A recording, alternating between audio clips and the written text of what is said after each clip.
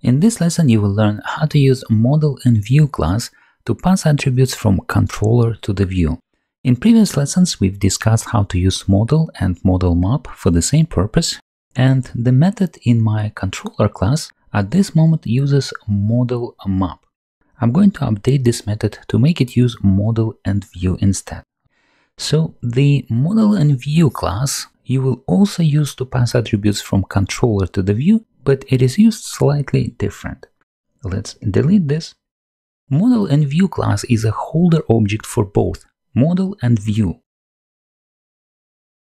You can create an instance of ModelAndView object and use viewName and a model object as constructor arguments. So because it already contains both view and the model, our method does not need to return viewName. Instead, it will return an instance of ModelAndView class, like this. Now, I use home.html as a view template for this controller, so because the name of my view is home.html, the view name here will need to be just home, no need to type HTML. The model object is a map and it will contain attributes, which are key value pairs.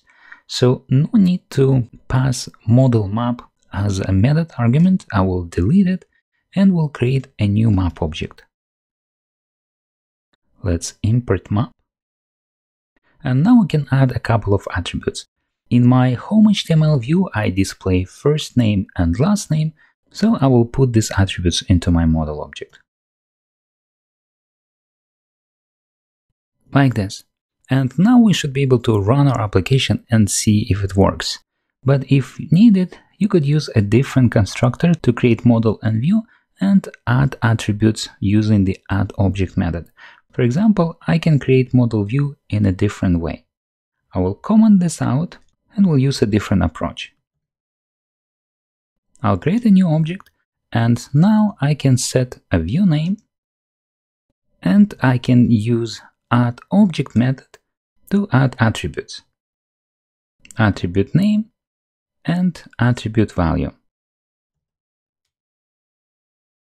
And to display these attributes, I use home.html that simply reads these attributes by attribute name and then prints it out. Alright, so let's try running our application and see how it works. To do that, I will bring in terminal window and I will use maven sprint-put:/run to run it on default port 8080. Now that my application started on port 8080, I will bring in a new browser window and we'll go to localhost, port number 8080, and here's my output. Alright, so everything is working well and we're good to continue.